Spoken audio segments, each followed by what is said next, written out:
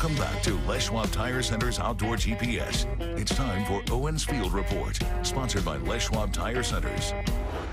Welcome back, everyone. In this field report, it's going to be duck hunting. Yeah, I know that there's a lot of you out there like, would you stop talking about duck hunting? And then others are like, can you do more tech tips on that? I can't keep up. Okay, yeah, I got 1 week left, and I'm still going to be out there every day that I can this upcoming week, especially with the conditions. We're going to find out from Carly Olson in a little bit how that weather forecast is going to go. Peyton, maybe it'll be tomorrow for our first time. But this week I did make it out to do a little steelhead fishing. I made it out one day, did a float with my good friend Rich, Moose, a.k.a. Moose. Nothing. And it was prime. Everything was just perfect, and we fished it hard. And we fished it for a couple hours longer than we would ever typically spend time chasing them. It was just, didn't talk to anybody that caught anything. Now, that was earlier in the week. It does sound like there was a few fish that have been getting caught throughout the coast and, of course, inland and in the likely areas, right? But with these conditions we have now, it's just gotten a lot more difficult. Low, clear, cold conditions isn't the best to chase winter steelhead. Now, can you get them? Absolutely. It's just one of those things you're going to have to change things up, smaller, be much more stealthy in these conditions. And it spreads them out. Believe it or not, these fish could be in a number of different places, from water that's only 6 inches to 2 feet deep, where it might be a little bit warmer. Looking for sandbars where fish can kind of hang out, where it is, believe it or not, can be a bit warmer than just the rocks on the edges. So there are spots that you can find them. It just takes a little bit more work. We'll find out from Dave here in just a little bit how it's going for him along the North Coast. We'll see how things are going for him. It's definitely cold over there. And with this upcoming forecast, you're going to see lows in the 20s for a few days. And in 2 or 3 days, even though the highs we're going to get into the 40s, low to mid 40s, things can freeze and stay frozen. So even if you haven't run your boat for a couple of months or whatever it's been, or if it was recently, whatever, you need to drop your motors down, make sure that all the water is out of them so you don't have any issues. Make sure you drain your wash down systems. Can't stress that enough. It seems like every couple of years I forget to do, yeah, I think I did. Anyway, just make sure you drain everything to get the water out, because once that starts to freeze and expand, it's going to break all kinds of stuff. Trust me on that one.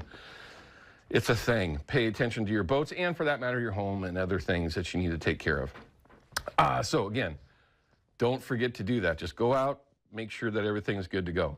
Now, let's just take a look at a couple of the photos that I did take this week, chasing some birds around. And it has not been, this has just been such a grind. But in the end, when you put everything together the right way, you get lucky. And on this particular day, I think this was on Tuesday, got lucky, just covered so much water. But now that water's gone, by the way.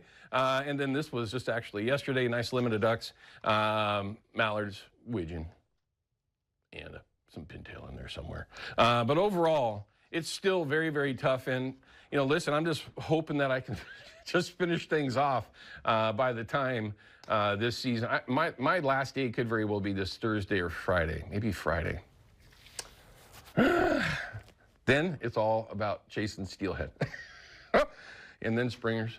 It all starts over again. It's the first of the year. It is what it is. Hopefully, you can get out there and have some fun yourself. Don't forget, though, river levels are going to be super, super important. You need to pay attention to what your systems are going to be doing. Columbia is basically gone. Low tide's going to be underneath 3 now for, not very important for most folks that are out there. Willamette, same thing. It is green, green, green, and still good plunking conditions if you're going to go out and spend some time chasing some steelhead that might be traveling their way up into the Clackamas or even above the falls at Oregon City. Clackamas definitely down there now at 12.1 or 12.7, I should say.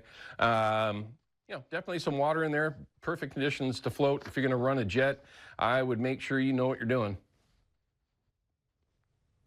Shoes get popped on that river pretty consistently when it's in the 11 and 12s. Along the coast, everything is super low and clear. 4.4 on the Wilson, and that's just the perfect barometer for all those North Coast rivers. But as we move south, you'll see the same thing. Everything very stable, low, and clear, and it looks like it's going to stay that way for several days going through, obviously, this upcoming week. So if you are going to get out there, just kind of keep that in mind. And I know this is going to sound weird. We're all talking about these 20 mil beads and 18 mil beads and all this stuff, big profile. Those still work in low clear water conditions, believe it or not, but don't give up on the old school 10, 12, 14 mil in those conditions. Smaller jigs, 1/8 ounce, of course, is probably the most common, but you can even get smaller than that. And when we do have our tech tip here in just a little bit with yarnies, you can make your own yarnies, small or huge. So downsizing things, not necessarily a bad idea. Good P-line fluoro, 8-pound even, when you get into these conditions is not a bad way to go. That's what I'll be fishing this upcoming week. Light, stealthy gear. But let's check in and find out. Oh, can't forget, if you want to have a chance to win something free, send Jason over at Procure an email, and you'll have a chance to win that prize pack each weekend. You do have to enter in each week in order to be qualified, available to win that prize pack. He'll get you dialed in. Carly Olson, though, let's find out what this weather is going to be like. And Carly, it seems like it's going to get cold for the next week or so. It is, especially in the overnight hours. And we're starting things out a little bit chilly in Portland this morning, too.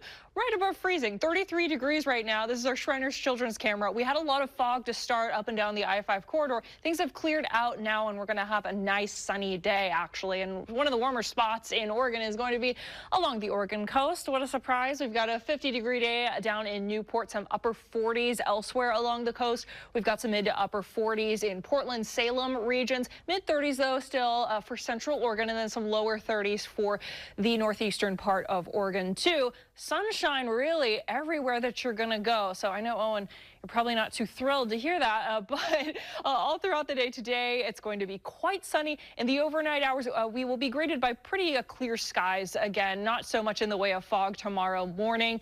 And then another clear, sunny sky day tomorrow as well. Monday, another clear day. We could have some lighter in and out cloud cover throughout the night into Tuesday. And that is going to be one of the chillier nights of the week, too, because look at these overnight lows. We've got some upper 20s and then down to the mid-20s by the time we hit Monday night.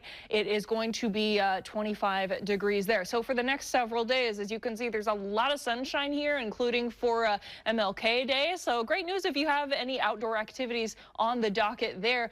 The next time that we could have really any chance for a shower is going to be Friday. Looks like just scattered showers at this point, too. So it could turn out to be more of a drizzle. It could turn out to be more rain. We don't know just yet. We'll know more as we get closer. But for now, it's a long, sunny, dry streak. So sorry to break that to you. Yeah, I mean, what can you do? I mean, it's going to be beautiful outside, no doubt about it. Gets a little cold. Hopefully in that next week, maybe there's some cold and some moisture for some snow, right? Yeah, it's going to be good news if you want to go skiing or snowboarding. No snow yet in the lowlands, but we'll keep an eye out. And we'll see how things go. Carly, thank you very much as always.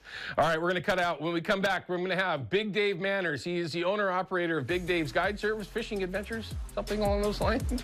Also the owner of Wilson River Lodge. He's actively fishing this morning with clients on the river. We've got good video. We've got good audio. Let's see how all that plays out. You'll only see it here on KPDX. We'll be right back. Outdoor GPS is brought to you by P-Line, because we fish, by Hawken Fishing, perfection in fishing gear, and by Haxton's Canvas and Upholstery, the trusted name of the Pacific Northwest.